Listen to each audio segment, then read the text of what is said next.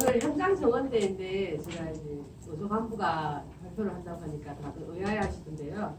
저도 요양보호사고 제가 센터 일을 해봤던 경험이 있습니다. 저도 자격증 따고 현장에서 한 2년 일을 하고 지금은 이제 노조 간부 상근을 하다 보니까 다 제가 요양보호사가 아니었던 사람으로 취급을 많이 하고 있어서 그게 아니다라는 거 얘기 좀 드리고요.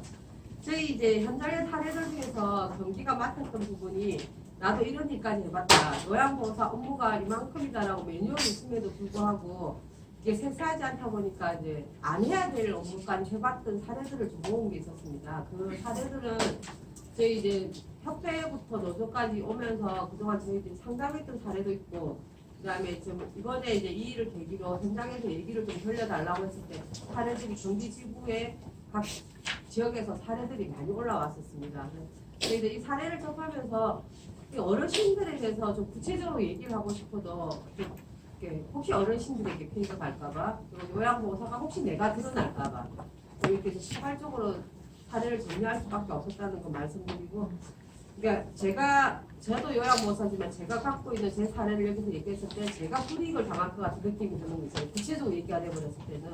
그래서 그냥 이게 사례를 주시면서도 되게 불안해하시면서 주셨던 분들도 계세요. 그러면 저희들 얘기를 좀 시작을 하도록 하고 제가 이제 사례를 모으고 발표를 제가 하겠다라고 정했던 이유는 이 사례들을 좀 정리해서 좀 이렇게 그나마 좀 포괄적으로 얘기할 수 있는 사람이 저이지 않을까 해서 제가 발표하겠다고 제가 나섰고요.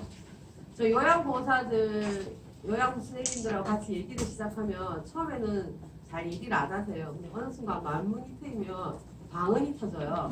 저희가 통제가 안 될 정도로 방언이 터지고 있어서 저희들 노동부 한번 간담회를 간 적이 있습니다. 1시간 동안 제가 혼자서 막 얘기를 하고 현황이 이렇고 막 얘기를 했는데 어느 순간 이제 선생님들이 말문이 트이면서 나머지 1시간은 저한테 발언할 기회 한 번도 없이 노동부 그 과장님이 다음에 같이 오지 말고 따로 오라고 할 정도로 얘기를 했는데 오늘 우리 선생님들 얘기 들으면 만약에 현장의 얘기를 좀 여기서 시작하면 아마 절대 이 자리에서 12시 이전에 나가기 힘들 거다 그런 생각이 들 정도고요.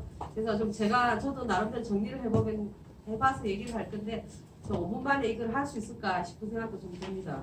저도 방언이 터질 수 있다는 거 말씀드리고 저희 어제 일요일이었잖아요. 제가 낮에 전화를 한 통 받았어요. 제가 선생님 이제 제가에서 일하시는 분인데 장기 요양으로 시간을 받아서 하고 나머지 시간은 입주 형태로 해서 나머지 시간은 20시간은 이제 그중에서 이제 가사 도우미 비슷하게 이제 일을 하시는 분이 계셨는데 어제 아침에 잘렸다고 연락이 온 거예요. 그래서 왜 잘렸는가 얘기 듣고 어떻게 대응하면 좋겠냐고 얘기 들었는데 이분이 그 어르신이 평소에 폭행이 너무 심하셨어요. 막 요양보호사 때리기도 하고 이제 막 아주 심한 욕도 하고 이래서 이제 보호자분한테 이제 얘기를 했었는데 이제 보호자분이 이제 본인의 어머니를 제재를 하셨겠죠. 그러다 보니까 이 어르신이 요양보호사가 고사질했다고 아들한테 이렇게 좀 되면서 그럼에도 불구하고 이제 이분이 일을 입주까지 하고 와서 일을 잘 하시니까 또 요새 입주 구하기가 쉽지는 않잖아요. 그래서 보호자는 계속 이제 이분이랑 같이 일을 하라고 하셨는데 어느 날 갑자기 집에 반지가 없어졌다.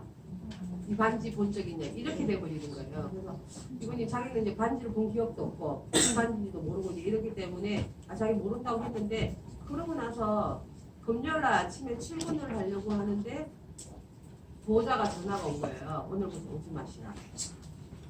그러니까 출근하려고 꼭 이게 바로 집에 왔다 일주일에 한 번은 집에 왔었거든요 이분이요. 그래서 이제 다음날 가려고 하니까 그래서 황당했고 그때서 이제 센터에 얘기를 하니까 센터는 이미 알고 있었음에도 불구하고 본인한테 얘기를 안 한 상태였고 이렇게 해서 어떻게 대응하냐라고 물어봤는데 참 대응 방법이 없었어요. 그러니까 우리 이분이 이 집에서 5개월을 일을 하셨고 뭐 폭행 이런 거에 대해서도 뭐 우리가 문제 제기할 수 있는 데가 없고 그건 뭐 증거가 있는 것도 아니고요.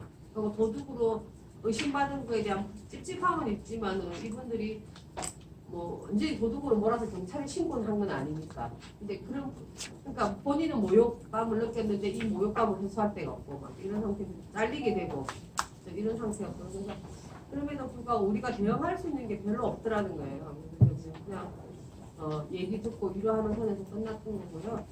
저희 아침에 저 북부에 있는 요양보호사 선생님이 차를 2대 해서 이렇게 오셨는데 이제 같이 오셨던 분이 산에서 이제 북부에서 한 시간 이상 운전해서 오잖아요. 그래서 그 같이 타고 온 제가 선생님이 그 1시간 동안 제가 해서 내가 어떤 일을 했고 어떤 일이 있고 막 얘기를 했대요. 그래서 그 이야기를 들어서 저거 이걸 발표하라는데 제가 그 이야기 들으면 여기서 5분 안에 절대 안 끝나요. 그래서 제가 오늘 안 들었고요. 무슨 얘기 했었지? 대학은 우리 얘기하면 방언 터지잖아요. 무슨 얘기했는지 알고. 우리는 얘기만 시작하면 우리 해결할 얘기는 정말 많다. 이런 기회 만들어 주신 거 감사하고요. 저희 이제 사례들을 쭉 보시면 제가 뭐 사례를 일일이 읽어드리진 않겠지만 내용이 그렇습니다. 우리는 우리 업무가 아니라고 생각하는데 보호자들이나 센터에서는 당연히 요구하는 일이 너무 많다는 거예요. 그러다 보니까 나는 도대체 어디까지 일을 해야 되나. 우리가 뭐 저희가 어르신 케어하는데 우리 업무의 한 80% 이상이 가야 된다고 저는 생각을 하고 있지만은 실질적으로 제가 가서 하는 일은 전 청소가 80% 이상이에요. 청소 80% 이상하고 밥 짓는 거 20% 하고요. 어르신하고 마주 앉아서 얘기할 틈도 없습니다. 장독대를 왜 닦아야 되는지, 테레비 브라운관에 있는 먼지는 왜 내가 닦아야 되는지 전 모르면서 그거 닦고 있을 거예요. 뭐 현관 청소, 현관 바닥 신발 놓는 데를 매일 그 마른 걸레로 닦아야 된다는 것도 있었고요. 이러면서 뭐 밀린 빨래, 설거지, 그다음에 도대체 뭐 우리 일이 어디까지 김장, 마늘까지 팥죽도 썼다고 그러더라고. 며느리 줘야 된다고 팥죽 사달라고 해서 팥죽을 쓰면서 나는 누구 여기는 왜? 뭐 이런 생각 왜 안 들었겠습니까? 이제 요양보호사들이 이제 그럼에도 불구하고 이 일을 그만둘 수 없었기 때문에 또 하게 되고요. 저희도 이제 아까 묘목 심었다고 했는데 저희 시골 동네가 많잖아요. 경기도에는 텃밭 농사라는 비명하에 농사 지어주고 있는 요양보호사들 정말 많습니다. 제가 이제 그 요양보호사 면담하러 갔는데 상술이 있다만 주더라고요. 저는 이제 어디서 나냐니까 어르신 텃밭에서 다시 농사 짓고 몇 개 따가와서 자기 집에 갖고 왔는데 이거 저한테 나눠준다고 하더라고요. 그러니까 저는 그걸 텃밭 농사까지 같이 짓고 있는 사례들을 실질적으로 봐요. 애완견 목격시켰다는 얘기 들으면서 저희도 정말로 당황스럽습니다. 이거 어떻게 대응도 못해요. 그런 상태가 있고 이제 여성 어르신 이제 이용자일 경우에 저희들이 가면은 이용자가 원하는 게 그겁니다.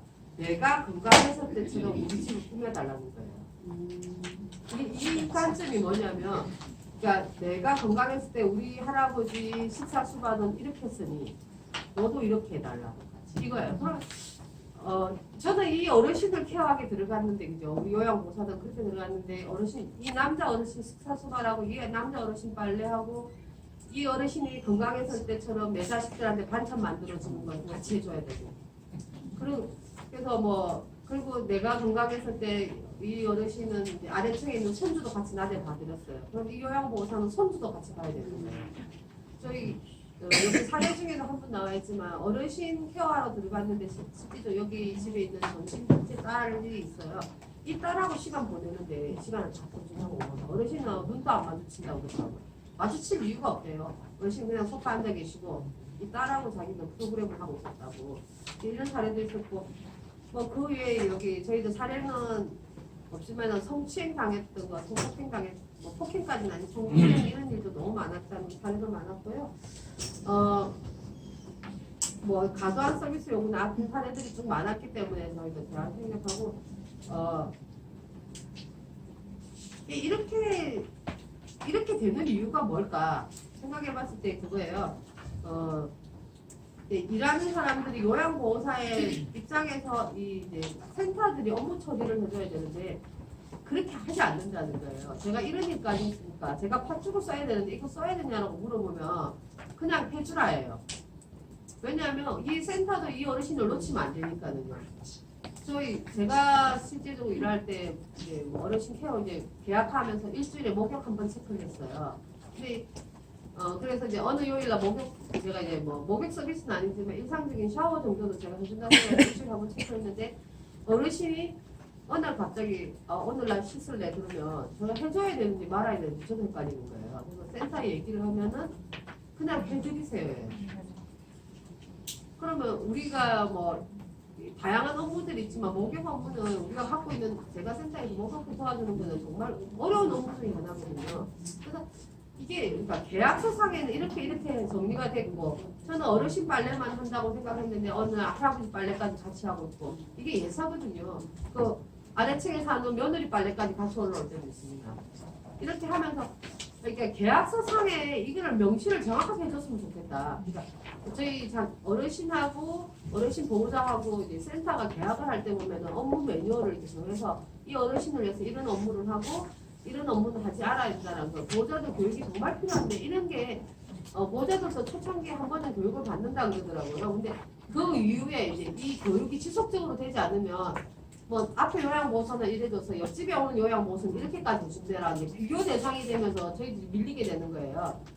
뭐 누구는 사고를 구해서 주말을 지나고 월요일 오면 사고를 구해서 내한테 대접을 했는데 너는 왜 그런 걸 안 하니라고 질문을 하면은 저 집에서도 사고를 안 먹어요. 사다 먹죠, 그죠? 근데 이런 일이 벌어지는 거예요. 그래서 이게 민간에 이제 던져지면서 경쟁하다 보니 요양보호사들도 우리끼리 경쟁을 하게 되는 그런 시스템을 만들어놨다는 생각이 들고 그래서 정확하게 요양보호사들이 제가 센터 요양보호사들이 해야 되는 업무가 이거다라고 리스트는 있지만 이게 너무 구체적이지 않으니 그래서 이런 매뉴얼이 정확하게 좀 잘 나왔으면 좋겠다. 그리고 이거를 토대로 계약을 할 때 이제 이런 업무 이런 업무는 해야 되고 이런 건 하지 말아야 된다는 걸 정확하게 좀 표기를 하고 업무를 시작했으면 좋겠다는 생각이 들고요. 그래서 저희들이 지금 사회서비스원이 전국적으로 4개 시범지역이 되고 이제 하반기부터 진행이 될 건데 여기에 대한 기대는 이거예요. 제가 입장에서 보면 이런 매뉴얼이 정확하게 좀 더 많이 개발되고 저희 의견이 반영돼서 진행되었으면 좋겠다는 얘기 좀 드리고요. 제가 5분을 넘겼네요.